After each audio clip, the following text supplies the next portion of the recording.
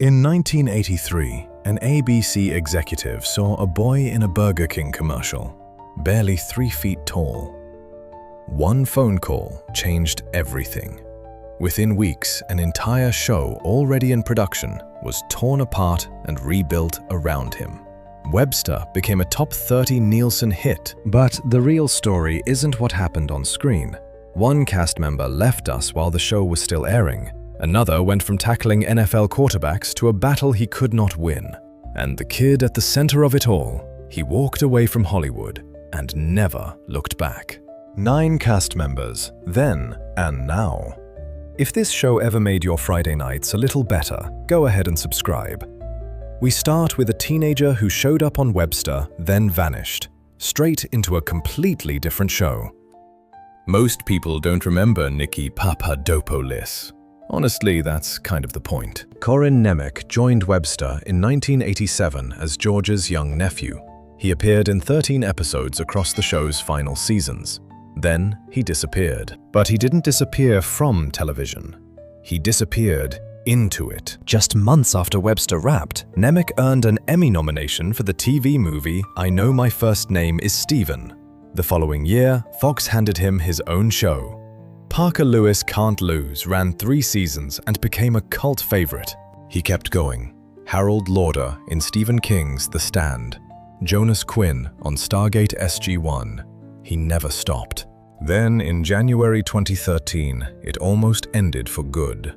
While filming in Belize, a Coast Guard boat slammed into a submerged barge. Nemec's leg was shattered. He needed multiple transfusions just to survive. He pulled through. At 54, Nemec lives near Tampa. He acts, turns up at fan conventions worldwide, and keeps moving forward. The kid from Webster never truly disappeared. He just kept finding new doors. But Nemec wasn't the only one whose real career dwarfed his time on Webster. The man who played his grandfather had once stood on a stage with Jack Lemmon, and an Oscar nomination to show for it. If you only knew Jack Kruschen as Papadopoulos, you missed the bigger picture entirely. In 1960, Kruschen stood alongside Jack Lemmon and Shirley MacLaine in Billy Wilder's The Apartment. His role as Dr. Dreyfus earned him an Academy Award nomination for Best Supporting Actor. His career stretched 6 full decades. Guest villain on Batman in 1966, a recurring role on Bonanza, Salvatore in War of the Worlds, and on Broadway, he shared the stage with a 19-year-old Barbra Streisand in I Can Get It For You Wholesale. Then in 1985, he walked onto the Webster set as Papa, George's lovable, stubborn Greek father. He stayed for 19 episodes across 4 seasons. To Webster fans, he was simply the grandfather everyone wished they had. Jack Kruschen left us on April 2nd, 2002, at the age of 80. And here is what stays with you. His passing went unreported for nearly 2 months. No headlines, no tributes. The man who once competed for an Oscar left this world quietly while on vacation in Arizona. Coming up, the face that sold more dish soap than anyone on American television. Millions saw him every single day. Almost none of them knew his name. Throughout the 1970s, Eugene Roche was in your living room almost every night. Not as an actor, as the Ajax Man. He was the face of Ajax dish soap, one of the most aired commercial campaigns of the entire decade. Millions of Americans saw him daily. Barely anyone knew his name. But acting was always the real craft. He played Pinky Peterson, Archie Bunker's pranking nemesis on All in the Family. 5 episodes of Magnum P.I. as Luther Gillis, the old-school private eye from St. Louis. And before any of that, he was Edgar Derby, the doomed prisoner of war in Slaughterhouse-5. On Webster, Roche played Bill Parker, the friendly landlord downstairs. 50 episodes between 1984 and 1988. Eugene Roche left us on July 28, 2004. He was 75. Now, this is where the casting gets interesting. Roche didn't come to Webster alone. Before playing Bill Parker, he had spent 4 years on soap as the attorney E. Ronald Malou. And the woman cast as his wife Cassie on Webster, she came straight from the same show, with an Emmy to her name. She began as a dancer. Catherine Damon performed at Jacob's Pillow and with the Metropolitan Opera long before she ever spoke a single line on stage. Then television found her. In 1980, she won the Emmy for Outstanding Lead Actress in a Comedy. The role was Mary Campbell on Soap, 3 nominations total. But on Emmy night, a Screen Actors Guild strike kept every winner home. Catherine Damon never got to give her speech. On Webster, she played Cassie Parker for 50 episodes across 2 seasons. The warm one, the steady one. On camera, nothing seemed wrong. Off camera, everything had changed. In 1986, Catherine Damon was diagnosed with ovarian cancer. She kept working. Week after week, she walked onto that set and gave everything she had. On May 4th, 1987, she left us at 56. Webster was still on the air. Her final role in She's Having a Baby, alongside Kevin Bacon, was released a full year after she was gone. 2 years later, her soap co-star, Richard Mulligan, won the Emmy for Empty Nest. He stepped to the podium, looked out at the audience, and called her by her nickname, Toots. Webster lost Cassie Parker. But the show had already been asking a question no other sitcom of its time would touch.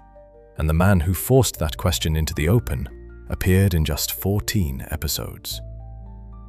What happens when a show about a black child raised by a white family asks the question everyone else avoided? Most 80s sitcoms never went near it. Webster did, and Uncle Philip walked straight through that door. Ben Vereen played Webster's biological uncle, the one blood relative who believed the boy belonged with his own family. 14 episodes across 6 seasons, every time Vereen appeared, the tone shifted, the laughs paused, the stakes rose. Outside of Webster, Vereen needed no introduction. He won the Tony for Best Actor in a Musical for Pippin in 1973. He earned an Emmy nomination as Chicken George in Roots. On The Fresh Prince of Bel-Air, he played Will Smith's absent biological father in one of the series' most watched episodes. Then came June 8, 1992. 3 accidents in a single day. First, Vereen crashed his car into a tree. Then he suffered a stroke while walking along Pacific Coast Highway in Malibu. Disoriented, he wandered into the road and was struck by a car driven by composer David Foster. He lost all movement on his left side. 10 months later, Ben Vereen walked back onto a Broadway stage in Jelly's Last Jam. Vereen turns 79 this October. He still performs, he still lectures, he still dances. We are halfway through, and the biggest names are still ahead. If you have watched this far, drop a comment and tell me which story here surprised you the most. Next, a voice you have heard 100 times without ever seeing the face. On Webster, you saw that face every week. You just never connected the two. If you watched Batman the Animated Series in the 90s, you know this voice. The cold, aristocratic rasp of the Scarecrow. Dr. Jonathan Crane, one of Gotham's most unsettling villains. That voice belonged to Henry Polic II, and years before he haunted the Dark Knight, he spent 6 seasons getting laughs on Webster. Police played Jerry Silver, Catherine's sharp-tongued, fiercely loyal assistant. He appeared in dozens of episodes across the show's entire run. Cathryn was the heart of the Papadopoulos household. Jerry Silver was the wit. His range went far beyond one sitcom. He was the Sheriff of Nottingham in Mel Brooks' When Things Were Rotten in 1975. He played Dracula on Monster Squad. He became a familiar face on the $100,000 Pyramid. And in 1986, he hosted his own game show, Double Talk, on ABC. Henry Polic II left us on August 11, 2013, at 68. After he was gone, Florida State University, where he had earned his Master of Fine Arts, created a memorial scholarship in his name to fund new works in their School of Theater. The voice behind the Scarecrow went quiet, but in the world of Webster, Jerry Silver always got the last word. We have reached the final 3, and from here the story changes shape. You cannot tell Susan Clark's story without telling Alex Karras's. On this show, the marriage was not acting. The love was not scripted. What comes next is one story, told through two lives. On any other show, Susan Clark would have been the biggest name on the call sheet. She won the Emmy for the 1975 TV movie Babe, playing the legendary athlete Babe Didrikson. The following year, she earned a second nomination for Amelia Earhart. She worked opposite Clint Eastwood in Coogan's Bluff, opposite Gene Hackman in Night Moves. She was the last actress ever signed to a long-term contract with Universal Studios. But everything that led to Webster began on one particular set.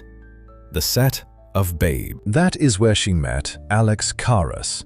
He played the husband of the woman she was portraying. By 1980, they were married for real. Together, they formed Georgian Bay Productions and pitched ABC a romantic comedy about a retired football player and his socialite wife. That show was called Another Ball Game. It was their project, their company, their future. Then ABC spotted Emmanuel Lewis in a Burger King commercial. The show was rebuilt from the ground up around a child. The title became Webster, and Susan Clark, the Emmy winner, became a TV mom. She could have walked away. She chose to stay. And she did not just act on that show, she produced it. Clark and Karras ran Georgian Bay together, overseeing every season from inside the building. When Catherine Damon left us in 1987, the show was still on the air. It was Clark and Karras who steadied the production and carried it forward. The family on screen lost a member. The family behind the camera held together because of Susan Clark. After Webster ended, Clark stepped away. Her last on-camera role was the 1998 Canadian series Emily of New Moon, playing Aunt Elizabeth. At 83, Clark is the quietest person on this list. But for 6 seasons, no one held more of Webster together, on camera or off. On this show, the marriage between George and Kathryn was real. Alex Karras and Susan Clark built Webster together. They built a life together. And the bond they formed with the boy at the center of that show went far beyond anything in the script. Of everyone on this list, this is the story I keep coming back to. Before he was the gentlest father on 80s television, Alex Karras was one of the most feared men in professional football. Detroit Lions, defensive tackle, 12 seasons, 161 games, 4 Pro Bowls, 4 times first-team All-Pro, 153 consecutive starts. He did not just play the position, he dominated it. Then came Hollywood. In 1974, Mel Brooks cast him as Mongo in Blazing Saddles, the man who walked up to a horse and punched it. That single scene turned a football player into a comedy legend. From 1974 to 1976, he called Monday Night Football for ABC. His most famous call came in his very first game. He described the bald Oakland lineman Otis Sistrunk as a graduate of the University of Mars. He starred alongside Julie Andrews in Victor/Victoria. He played himself in Paper Lion, the adaptation of George Plimpton's book about life inside the Lions locker room. Years later, Karras called the book's 40th reunion the third biggest thrill of his life. The first 2, he said, were falling in love.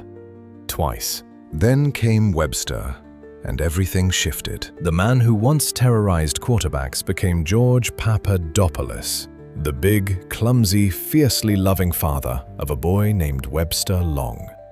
150 episodes, 6 seasons. The warmth between Karras and Emmanuel Lewis was never manufactured. What began as a TV premise became something genuine over 6 years on that soundstage. In his later years, Karras was diagnosed with dementia. His family connected it directly to the physical toll of 12 NFL seasons. In April 2012, he joined thousands of former players in a case against the league over head injuries. On October 10, 2012, Alex Karras left us. He was 77. 8 years later, the Pro Football Hall of Fame welcomed him in the Centennial class. The recognition came long after he was gone.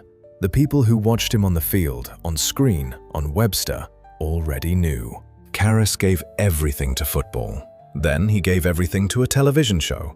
And at the center of that show, from the very first episode to the very last, there was one person. Right now, in 2026, Emmanuel Lewis lives in Atlanta, Georgia. He is just over 4 feet tall. He practices Taekwondo. He runs a media organization. He makes personalized videos for fans on Cameo. Most days, he blends right in. He is 55 years old. And he is exactly where he wants to be. Rewind to 1981.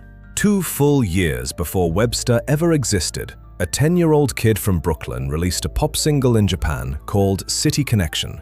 It reached number 2 on the Oricon chart. He was a star on the other side of the world before America even knew his name. Back home, Lewis was booking commercials, more than 50 of them, Campbell's Soup, Life Cereal, and 4 spots for Burger King, including the one that changed the course of his life. ABC programming chief Lou Ehrlicht saw that commercial. He made one phone call. A show called Another Ball Game was already in production for Alex Karras and Susan Clark. It was taken apart and rebuilt from scratch, around a child who stood barely 3 feet tall. Webster premiered on September 16, 1983. It was an immediate hit. Lewis won 3 People's Choice Awards, 150 episodes over 6 seasons, and for all of it, he was the reason people tuned in. How do you walk away from all of that? He did. And here is the part that catches you off guard. Lewis was 12 when the pilot aired. He turned 18 exactly 1 day before the series finale. For 6 years, he played a boy aged 6 to 12. In reality, he grew from a 7th grader into a young man ready for college. For the finale, the show did something no one expected. They sent Webster aboard the Starship Enterprise, a crossover with Star Trek: The Next Generation. His last scene in the entire series was a conversation with Lieutenant Worf about the meaning of feelings. After the cameras stopped, Lewis walked away. He enrolled at Clark Atlanta University and earned a degree in theater arts in 1997. He settled in Atlanta. He became president of the Radio Music and Film Alliance of Georgia. He took on the chairmanship of the Thomas W. Dortch Jr. Foundation. No comeback tour, no reality show desperation, just a life built on his own terms. At the start of this video, I told you about a boy in a Burger King commercial and a phone call that rebuilt an entire television show around him. I told you he walked away from Hollywood and never looked back. Born March 9, 1971, Emmanuel Lewis is 55 years old today. He walked away. He built something new, and he has not looked back once. 5 members of the Webster family are no longer with us. Cathryn Damon left us in 1987 at 56, while the show she loved was still on the air. Jack Kruschen left us in 2002 at 80, the Oscar-nominated character actor who slipped away without a single headline. Eugene Roche left us in 2004 at 75, the face America saw every night and never thought to name. Alex Karras left us in 2012 at 77.